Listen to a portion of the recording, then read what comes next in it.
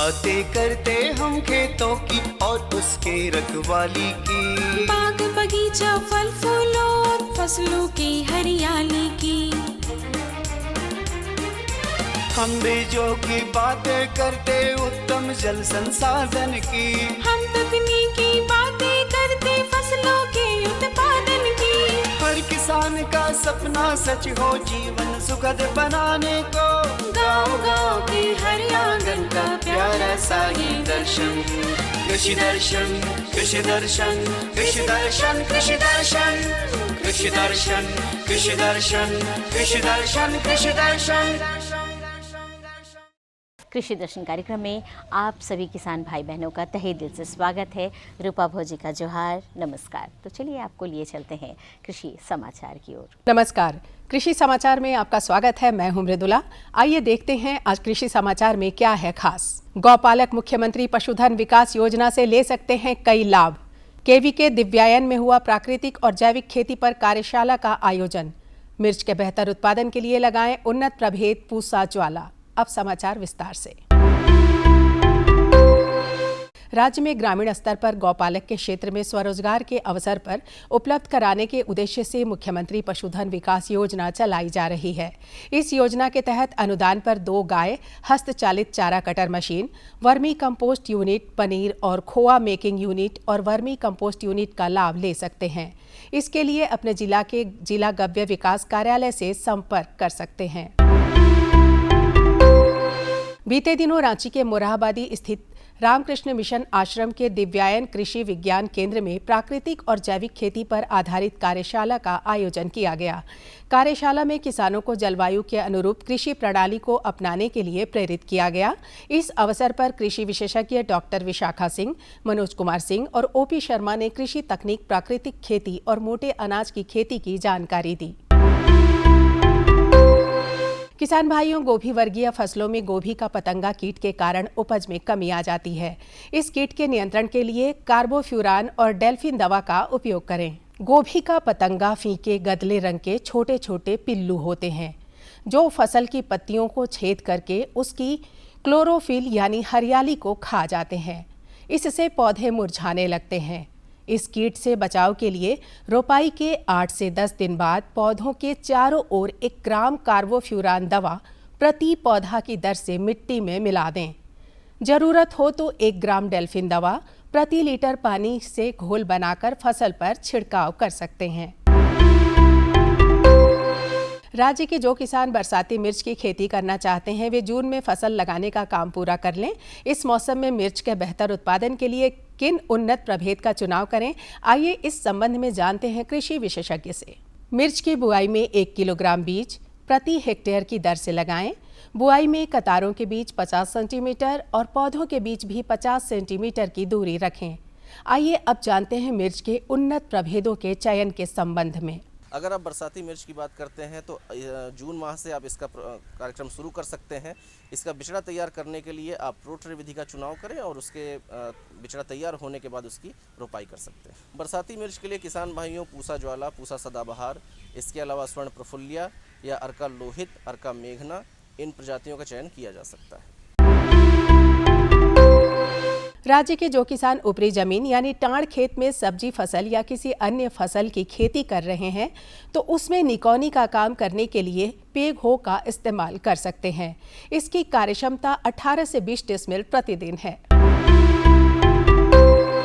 आइए जानते हैं लत्तेदार सब्जी फसलों में वयस्क कीटों के रोकथाम के उपाय के बारे में। लत्तेदार सब्जी फसल में वयस्क कीटों के रोकथाम के लिए खेत में जहरीला चारा डालें। प्रति एकड़ की दर से 1 किलोग्राम कोहड़ा को अच्छी तरह से मसल दें। इसमें 100 ग्राम गुड़ और 10 मिलीलीटर मालाथियान दवा मिलाकर जहरीला चारा तैयार करें और इसे खेत में 4 से 5 स्थान पर रख दें। एक फसल मौसम में 2 से 3 बार ये उपचार कर सकते हैं। और एक नजर राज्य के 5 प्रमुख शहरों के मौसम के मिजाज पर। आज राज्य के 5 प्रमुख नगरों के अधिकतम और न्यूनतम तापमान कुछ इस प्रकार दर्ज किए गए। रांची का अधिकतम तापमान 6 डिग्री सेल्सियस रहा। कृषि समाचार में आज इतना ही। अगले दिन अगले अंक में फिर मुलाकात होगी कुछ ताजा तरीन खबरों के साथ। तब तक के लिए दीजिए इजाजत। नमस्कार, जोहार।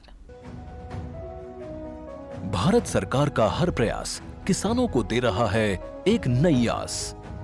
देश के किसानों की खुशहाली और उन्हें आत्मनिर्भर बनाने के लिए भारत सरकार समर्पित है।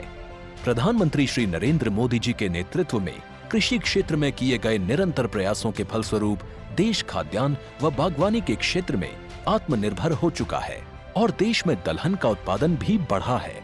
इसी तरह भारत सरकार ने खाद्य तेलों के उत्पादन को बढ़ाने के भी अनेक प्रयास किए हैं।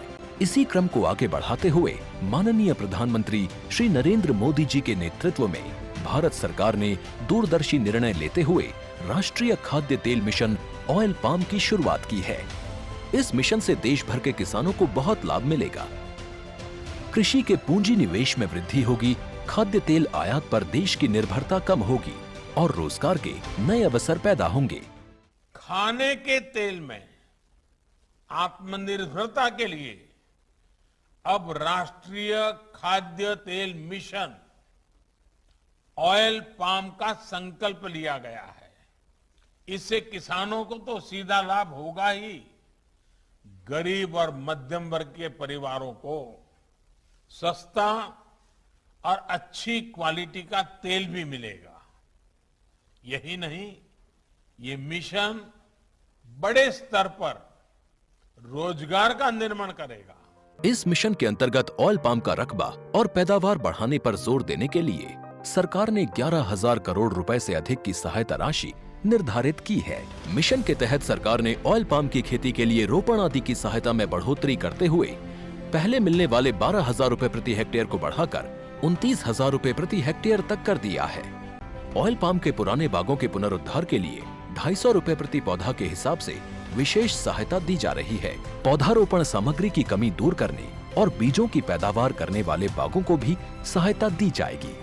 इसके तहत 15 हेक्टेयर ऑयल पाम उद्यान के लिए 80 लाख रुपए तक की सहायता राशि दी जाएगी। इसके अलावा नर्सरी विकास के लिए 40 लाख रुपए तक तय किए गए हैं। पूर्वोत्तर और अंडमान राज्यों के लिए विशेष सहायता का भी प्रावधान है। ऑयल पाम के किसान ताजे फलों के गुच्छे यानी FFB का उत्पादन करते हैं, जिनकी वर्तमान में कीमतें अंतर्राष्ट्रीय मूल्यों में उतार चढ़ाव के आधार पर तय होती हैं। पहली बार केंद्र सरकार ताजे फलों के गुच्छे की कीमत के लिए किसानों को आश्वासन दे रही है। ये व्यवहार्यता मूल्य यानी VP कहलाएगा, यानी किसानों को कोई घाटा नहीं होने दिया जाएगा। व्यवहार्यता मूल्य VP तय करने की शुरुआत 1 नवंबर से होगी और अगले वर्ष 31 अक्टूबर तक जारी रहेगी। इसे ऑयल पाम वर्ष कहा जाएगा। इस योजना के तहत वर्ष 2025-26 तक ऑयल पाम का रकबा 6.5 लाख हेक्टेयर सृजित करने और कच्चे ऑयल पाम की पैदावार वर्ष 2025-26 तक 11.20 लाख टन पहुंचाने का लक्ष्य निर्धारित किया गया है। सरकार के इस महत्वपूर्ण निर्णय से देश में ऑयल पाम की खेती करने वाले किसानों में विश्वास पैदा होगा और वे खेती का रकबा बढ़ाएंगे। इस तरह पाम ऑयल का उत्पादन भी बढ़ेगा, जिससे किसानों की आय बढ़ेगी और ग्रामीण अर्थव्यवस्था भी सुदृढ़ होगी। अब बारी है जानकारी की, जो कि हम आपको दिलवाएंगे एक फीचर के माध्यम से। पोषण वाटिका से बदली बावरी साईं की तस्वीर। आइए देखते हैं। पोषण वाटिका उस वाटिका को कह सकते हैं जहां घर के पास की खुली जगह या फिर आंगन में पारिवारिक श्रम से परिवार के लिए मौसमी फल तथा सब्जियां उगाई जाती हैं। इसका मुख्य उद्देश्य ग्रामीण परिवारों में कुपोषण संबंधी समस्या दूर करना है। पोषण वाटिका के कई लाभ हैं। इसमें उगाई जाने वाली सब्जियां तथा फल पूर्णतः जैविक होते हैं, इसलिए ये पोषक तत्वों से परिपूर्ण होते हैं। चूँकि बाजार में फल और सब्जियां काफ़ी महंगी होती हैं, इसलिए इन्हें घर में उपजाने से पैसों की काफ़ी बचत हो जाती है। इतना ही नहीं, इस वाटिका से परिवार वालों को गुणवत्तापूर्ण फल और सब्जियां भी मिल जाती हैं। इन सब के अलावा इन फलों और सब्जियों को बाजार में बेचकर महिलाएं अपने और अपने परिवार की आर्थिक स्थिति को मजबूत बना सकती हैं। अपने झारखंड प्रदेश में खासकर महिलाओं और बच्चों में कुपोषण की गंभीर समस्या है। यहाँ की महिलाओं में एनीमिया जैसी बीमारी आम है। अतः इस समस्या से ग्रामीण महिलाओं और बच्चों को निकालने के लिए झारखंड के गांवों में पोषण वाटिका की शुरुआत की गई है। पश्चिम सिंहभूम जिले के चक्रधरपुर प्रखंड के बावरी साई ग्राम में घर घर में इसके उदाहरण देखे जा सकते हैं। यहाँ एकल ग्रामोत्थान संसाधन केंद्र करंजो की मदद से हर महिला ने अपने आंगन में पोषण वाटिका लगाई है। इससे उन्हें स्वास्थ्य लाभ तो मिल ही रहा है, साथ ही साथ इन्हें आर्थिक लाभ भी पहुंच रहा है। अभी हम लोग बावरिसाई गांव में हैं और बावरिसाई गांव में आप देख रहे हैं कि हर घर में पोषण वाटिका लगा हुआ है। पूर्व के समय में हर घर में लोग खेती नहीं किया करते थे क्योंकि मार्केट की सुविधा उतना नहीं थी इधर।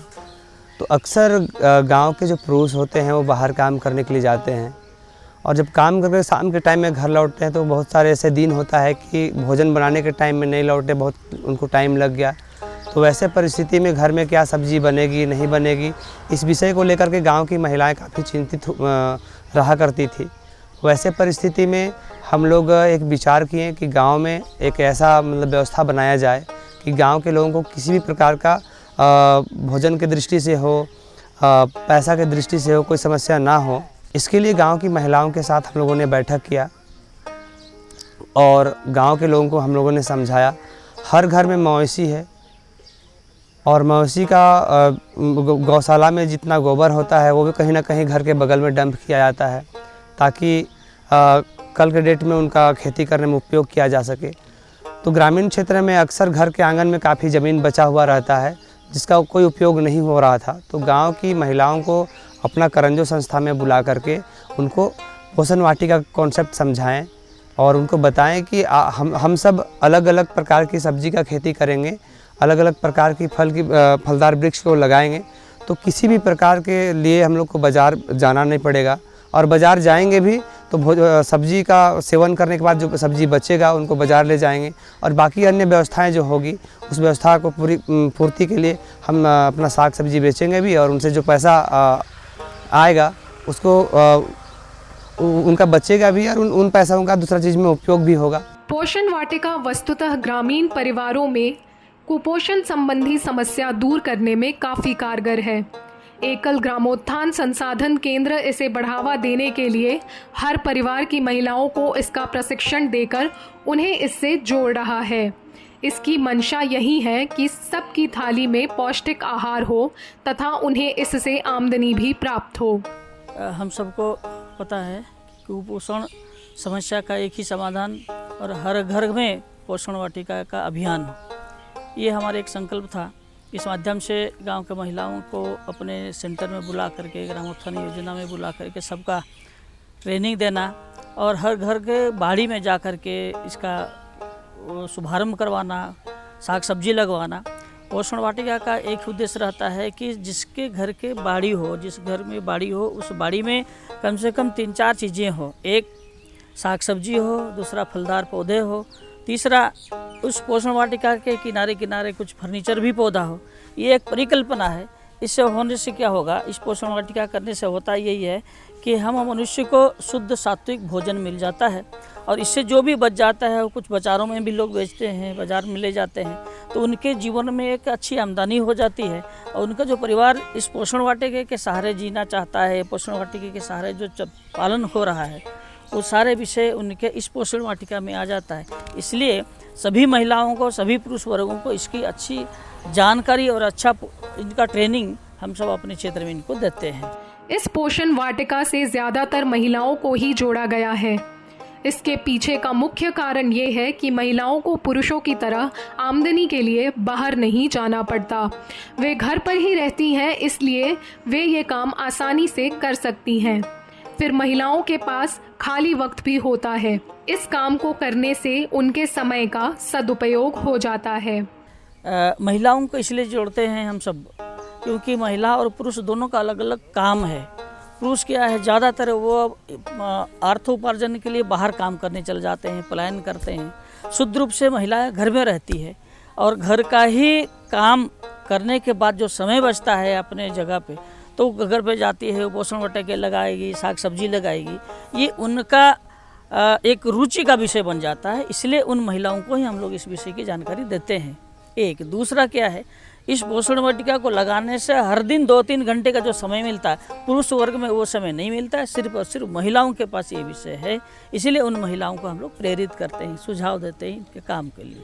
हम तो ये कहेंगे कि महिलाओं का 80% भागीदारी पोषण वाटिका में है।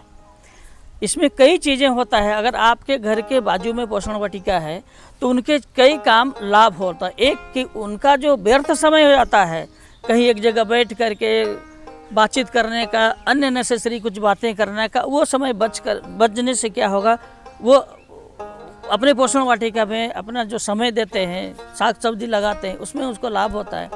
दूसरा, खाली दिमाग, लोग कहते हैं कि शैतानों का घर होता है, उनके दिमाग में ये विषय नहीं होता है कि हम खाली हैं, तो विभिन्न प्रकार के चर्चाएं महिलाओं में ज़्यादा होती है, तो वो समय भी बच जाता है।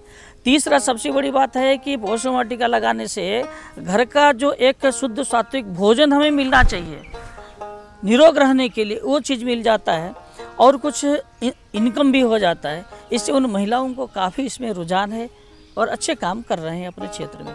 बावरी साईग्राम की बिंदु महतो ने अपने आंगन पोषण वाटिका लगाई है। इसका प्रशिक्षण इन्होंने एकल ग्रामोत्थान संसाधन केंद्र करंजो से लिया है।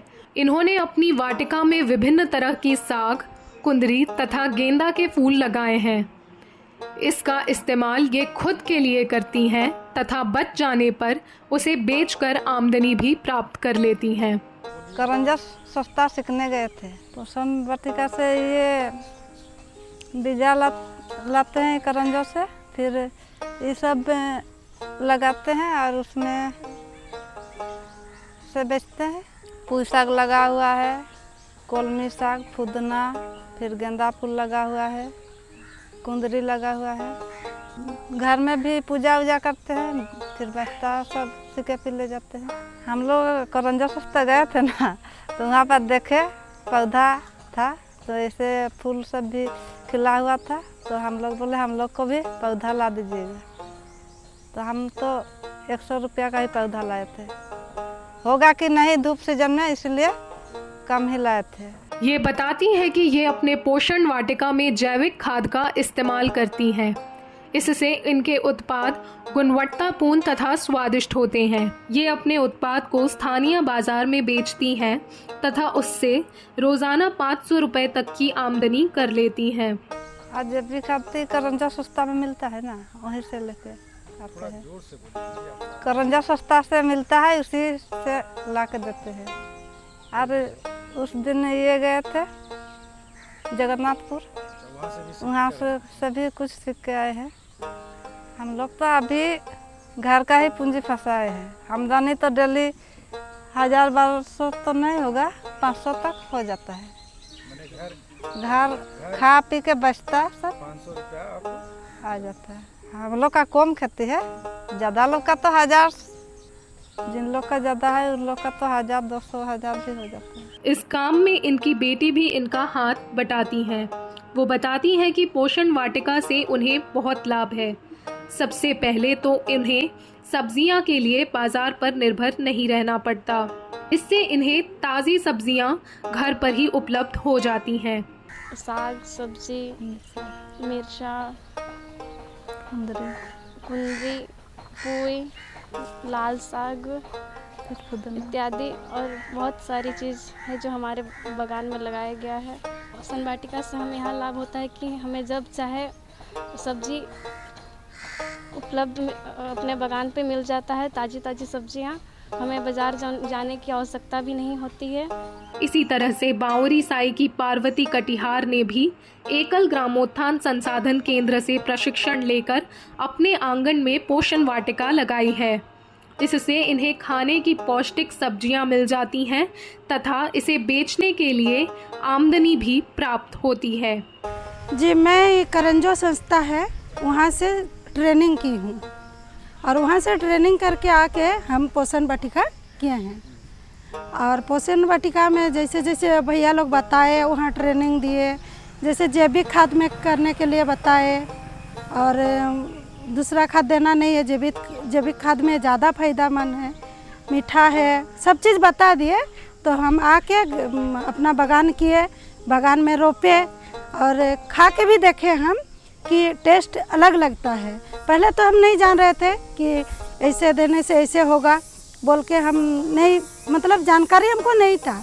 जब से हम करंजो में ट्रेनिंग करके आए तब से हम यही चीज़ कर रहे हैं। जैसे कि पोषण वाटिका में हमको बहुत कुछ लाभ मिल रहा है। खाने का तो वो तो हो रहा है, हमको साग सब्जी जो भी हो मेरा लगाए हैं उसमें हो रहा है, और खाने का भी हो रहा है। जैसे हमको बेचते हैं तो वो भी 2-4 पैसा जो भी हो मेरा लाभ हो रहा है, और बच्चा सबको भी वहीं से कुछ निकल जाता है, वहाँ से पढ़ाई भी करती हूँ। पहले इन्हें इन सब्जियों के लिए बाजार में पैसे खर्च करने पड़ते थे। पोषण वाटिका ने इनके इस खर्च को बचा दिया है। आज ये अपनी पोषण वाटिका से आमदनी भी प्राप्त कर रही हैं तथा वर्ष में खा पीकर 60,000 रुपए तक की बचत भी कर लेती हैं। पहले तो हम बाज़ार से खरीद करके ला रहे थे, उतना टेस्ट नहीं लगता था, और हम जब से हम बागान का किया हूँ तब से मतलब बचत मेरा पूरा बच गया। जैसे जो चीज़ नहीं रहता वही से लाता हूँ, और जितना भी मेरा रहता है तो ज़्यादा हम साग सब्जी ही यूज करते हैं सब्जी में। सालाना तो साल में हम 50 से 60,000 रुपया तक कमा लेती हूँ, अपना खा के, अपना घर का पूरा ये करके उतना कमा लेती हूँ। यहाँ की महिला मंजू महतो ने अपने घर के आंगन पोषण वाटिका लगाई है। इसकी प्रेरणा उन्हें एकल ग्रामोत्थान संसाधन केंद्र से मिली। इसका मन में हम लोग समूह बनाए थे, इसमें हम लोग का प्रदान संस्था जो है उसके माध्यम से हम लोग को ट्रेनिंग मिला और बताया गया कि ऐसे किचन मतलब पोषण वाटिका के बारे में, कि अगर आप लोग अपना आंगन में पोषण वाटिका के तरफ से अगर साग सब्जी उगाइएगा तो मतलब हरी साग सब्जी सारा चीज़ हम लोग को खाने के लिए अच्छा मिलेगा, और अच्छा भोजन करेंगे तो हम लोग भी बीमारी से बचेंगे, स्वस्थ रहेंगे। इन सब के विचार भी वही हम लोग का प्रधान तरफ से ही ट्रेनिंग मिला था कि मनरेगा से बिरसा हरित आम बागवानी के। ये अपनी वाटिका में 4 किस्मों की साग लगाती हैं। इन्हें बाजार में बेचकर ये आमदनी भी प्राप्त करती हैं। ये अपनी वाटिका में जैविक विधि का प्रयोग करती हैं। 4 तरह का साग लगाए हैं। लाल साग होता है, भाजी साग होता है, कलमी साग होता है, पोई साग होता है, पुदीना होता है। ज़्यादा दूर तो नहीं है, 20 मीटर जैसा ही होगा, क्योंकि अगर हम लोग रासायनिक खेती करेंगे तो उसमें मेरा घर में भी मेरा नुकसान होगा, शरीर में बीमारी वगैरह बहुत सारा होता है, और बाज़ार में बेचेंगे भी तो दूसरों को भी खिलाएंगे तो भी उसमें भी बीमारी का संभावना हो सकता है। यहाँ के पुरुष वर्ग इस वाटिका से काफ़ी प्रभावित हैं। ये लोग भी इस वाटिका में हरियाली बनाए रखने के लिए महिलाओं का सहयोग करते हैं। ये बताते हैं कि इससे महिलाओं को अच्छी आमदनी हो जाती है, जिससे गृहस्थी चलाने में मदद मिलती है।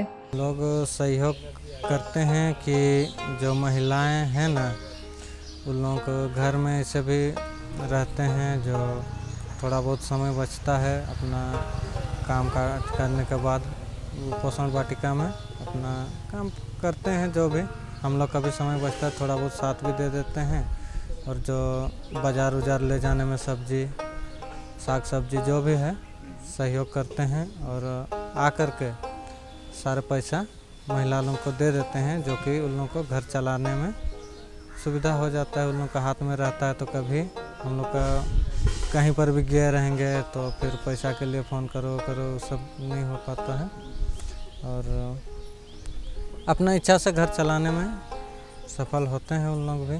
हम लोग जो हैं एक किसान परिवार से जुड़े हुए हैं।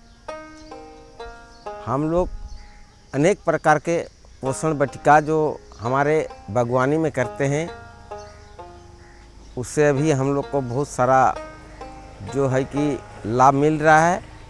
यहाँ के महिलाओं को, हमारे घर परिवार के महिलाओं को हम लोग अनेक प्रकार से सहयोग करते हैं। जैसे जो भी उत्पादन हम लोग करते हैं उसको हाट बाज़ार ले जाकर अपना बेचते हैं, उससे 2 पैसा हम लोग को आमदनी होता है। और यही हम लोग का एक विश्वास है कि बच्चों को जो भी शिक्षा देना है, अच्छा से अच्छा स्कूल में हम लोग अभी कुछ भी आमदनी बढ़ा है, इससे हम लोग अच्छा स्कूल में पढ़ा भी रहे हैं। पोषण वाटिका हर दृष्टिकोण से लाभदायक है। इससे जहां एक ओर कुपोषण संबंधी समस्या दूर होती है, वहीं दूसरी ओर ये आमदनी का एक बेहतर जरिया है। बावरी साई ग्राम में लोग इसके प्रति जागरूक हो गए हैं। यही वजह है कि यहाँ के हर घर में पोषण वाटिका दिखाई दे रही है। इससे लोगों की आमदनी बढ़ रही है तथा लोगों को स्वास्थ्य लाभ मिल रहा है, जिससे गांव में खुशहाली आ गई है और गांव की तस्वीर बदल गई है। अच्छी थी ना जानकारियाँ हमारे पास और भी रहती है। इंतज़ार रहता है अगले अंक का, है ना। अब फटाफट कागज़ और कलम उठाइए और हमारा पता नोट कीजिए। हमारा कार्यक्रम आपको कैसा लगता है? आपके सुझाव और समस्या के बारे में भी हमें लिखकर भेजिए। हमारा पता है कार्यक्रम कृषि दर्शन, कृषि प्रकोष्ठ द्वारा केंद्र निदेशक, दूरदर्शन केंद्र, रातू रोड, रांची, पिन संख्या 834001। तो हमें रहता है आपके ख़तों का बेसब्री से इंतज़ार। और हाँ, आप हमसे फेसबुक और ट्विटर पर भी संपर्क कर सकते हैं। तो देर मत कीजिएगा, फटाफट संपर्क कीजिएगा, जानकारी और सुझाव ज़रूर दीजिएगा। अब हमें और हमारी पूरी टीम को दीजिए इजाज़त। जोहार।